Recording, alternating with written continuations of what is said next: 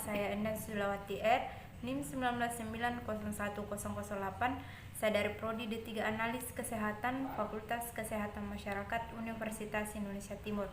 Nah, di sini saya akan membahas beberapa materi, yaitu 12 materi. Nah, yang pertama, pengertian perundang-undangan yang berhubungan dengan makanan dan minuman. Yang kedua, perhitungan kalori makanan. Kemudian yang ketiga, metode dan sampling makanan dan minuman. Yang keempat, analisis kadar air. Yang kelima, analisis protein. Yang keenam, analisis karbohidrat. Yang ketujuh, analisis minyak. Kemudian yang kedelapan, analisis bahan tambahan makanan. Yang kesembilan, analisis alkohol. Yang kesepuluh, analisis senyawa asin dalam makanan dan minuman. Kemudian yang ke-11, interpretasi hasil analisa makanan. Kemudian yang terakhir, pengendalian mutu. Nah, itulah tadi materi yang akan saya jelaskan. Tujuan saya adalah untuk memenuhi tugas dari mata kuliah kimia amami. Nah, langsung saja kita simak video berikut. Kimia analisa makanan dan minuman. Yang pertama, pengertian perundang-undangan yang berhubungan dengan makanan dan minuman. Undang-Undang Republik Indonesia Nomor 36 Tahun 2009 tentang Kesehatan.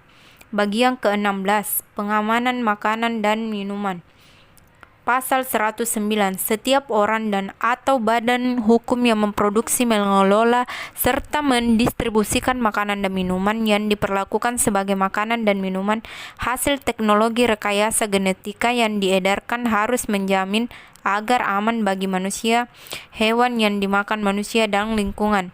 Pasal 110, setiap orang dan atau badan hukum yang memproduksi dan mempromosikan produk makanan dan minuman dan atau yang diperlakukan sebagai makanan dan minuman hasil olahan teknologi dilarang menggunakan kata-kata yang mengoceh atau yang disertai klaim yang tidak dapat dibuktikan kebenarannya. Kita masuk ke metode dan sampling makanan dan minuman. Kebersihan alat makan merupakan bagian yang sangat penting dan berpengaruh terhadap kualitas makanan dan minuman. Alat makan yang tidak dicuci dengan bersih dapat menyebabkan organisme atau bibit penyakit yang tertinggal akan berkembang biak dan mencemari makanan yang akan diletakkan di atasnya. Kita masuk ke pengambilan sampel minuman. Botol sampel yang digunakan atau yang dipilih yang tidak mengandung natrium tiosulfat, sekalipun bila natrium tiosulfat tidak memberikan pengaruh hasil analisa. Untuk mengambil air di sungai, danau, botol cukup dipegang di dekat dasarnya dan leher di bawah permukaan air. Untuk pengambilan sampel makanan, siapkan alat dan bahan, sterilkan alat yang akan digunakan. Ambil makanan kurang dari 100-200 gram dari porsi ke dalam wadah sampel secara steril. Lalu makanan dimasukkan ke dalam kantong plastik dan beri label pada kantong plastik yang telah berisi sampel makanan, yang berisi nomor, kode, dan tanggal pemeriksaan. Kita masuk ke analisa kadar air. Terdapat beberapa cara penentuan kadar air dengan metode kimiawi, yaitu metode titrasi Karl-Fischer, metode kalsium korbida, dan metode asetil klorida. Metode titrasi Karl-Fischer, metode ini digunakan untuk pengukuran kadar air pada bahan berupa cairan, tepung madu, dan beberapa produk kering. Sesuai dengan namanya, metode ini menggunakan regensia Karl-Fischer yang terdiri dari SO2, piridin, dan iodin. Prinsip metode ini adalah melakukan titrasi sampel dengan larutan iodin dalam metanol dan piridin. Apabila masih terdapat air di dalam bahan makan, iodin akan bereaksi, tetapi apabila air habis, maka iodin akan bebas. Metode kalsium klorida. Metode ini didasarkan atas reaksi antara kalsium korbida dengan air menghasilkan gas asetilin. Cara ini cukup cepat dan tidak memerlukan alat yang rumit. Kemudian metode asetil klorida. Metode ini didasarkan atas reaksi antara asetil klorida dengan air, menghasilkan asam yang dapat dititrasi dengan basa. Cara ini dapat digunakan untuk menentukan kadar air. Bahan berupa minyak, mentega, margarin, rempah-rempah, dan beberapa berkadar air rendah. Analisis protein. Jadi, analisis protein secara kualitatif adalah analisis yang bertujuan untuk mengetahui ada atau tidaknya protein dalam suatu bahan pangan. Analisis protein dapat dilakukan dengan dua metode, yaitu yang pertama secara kualitatif, terdiri atas reaksi xanthoprotein, kemudian reaksi Hopkins-Cole, reaksi Million, reaksi nitroprusida, dan reaksi Sakaguchi. Kemudian yang kedua secara kuantitatif, terdiri dari metode Kjeldahl, metode titrasi formol, metode Lowry, metode photometric visible burette, dan yang terakhir metode photometric UV. Kemudian analisis karbohidrat.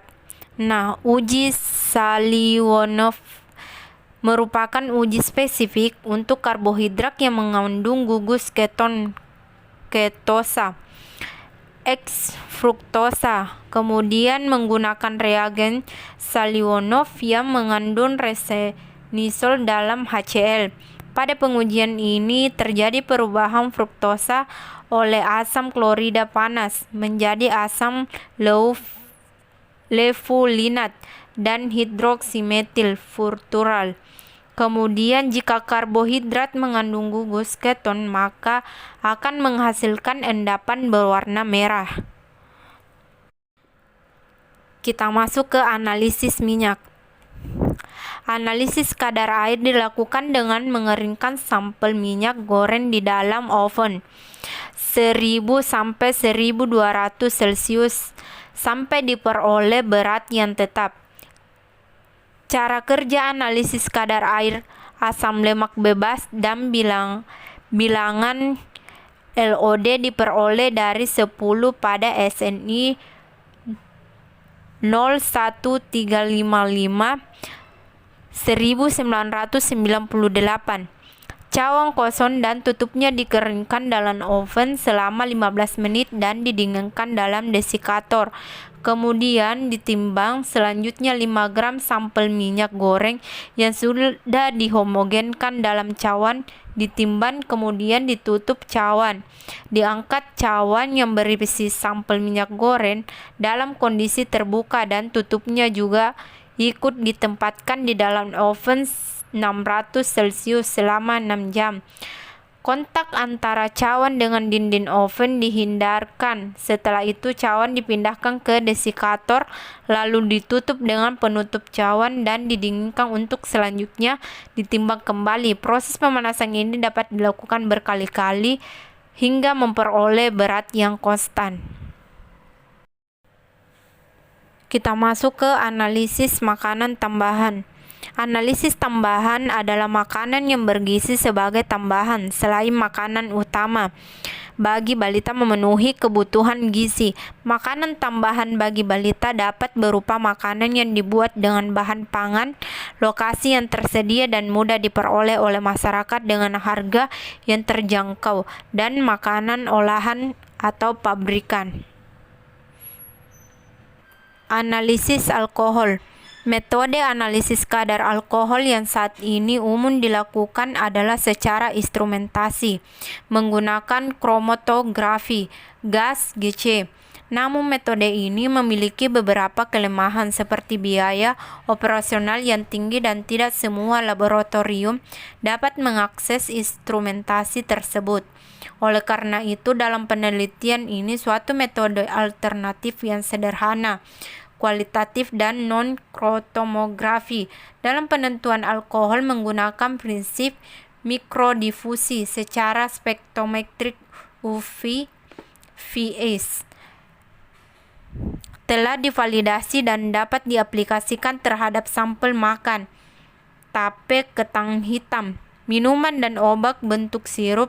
Metode ini didasarkan pada oksidasi alkohol menggunakan kalium diktromat dalam medium asam dan dideteksi dengan spektrofotometrum UV dan VIS. Dioptimasi pada berbagai suhu 3,5 Celcius, 4,5 Celcius, dan 5,5 Celcius, dan waktu reaksi 0 hingga 120 menit. Analisis senyawa asin dalam makanan dan minuman. Analisis zat tunggal atau komponen tunggal. Jika diabsorbansi suatu seri konsentrasi, larutan diukur pada panjang gelombang, suhu, kondisi pelarut yang sama, dan absorbansi diplotkan terhadap konsentrasinya, maka akan terbentuk garis lurus. Kemudian analisis kualitatif. Campuran dua komponen. Bila didinginkan pengukuran dua buah senyawa secara bersama-sama, maka dapat dilakukan pada dua buah panjang gelombang yang tidak saling mengganggu atau dari komponen yang paling kecil. Kemudian analisis multikomponen. Analisis multikomponen lebih sulit dilakukan dan kita harus benar-benar teliti dalam menentukan panjang gelombang agar panjang gelombangnya tidak saling mengganggu tiap komponen. Interpretasi hasil analisa makanan. Faktor konversi.